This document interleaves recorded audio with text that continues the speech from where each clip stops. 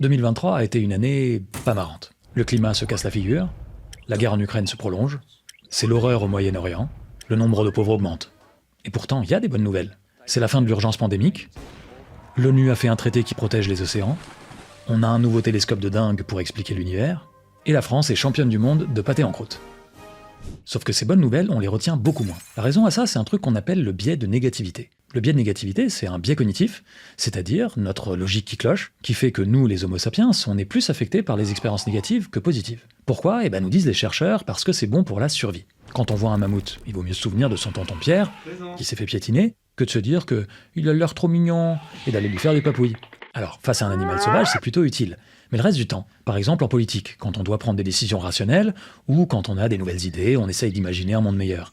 Mais le biais de négativité, c'est pas ouf. Le biais de négativité. C'est une des raisons pour laquelle notre cerveau, qui focalise sur le négatif, a parfois la clairvoyance d'un parpaing. Et on a tous ça. Et c'est pas grave. L'important, c'est d'essayer d'en prendre un peu conscience, et peut-être de contrebalancer en portant aussi notre attention sur les choses positives qui se passent autour de nous.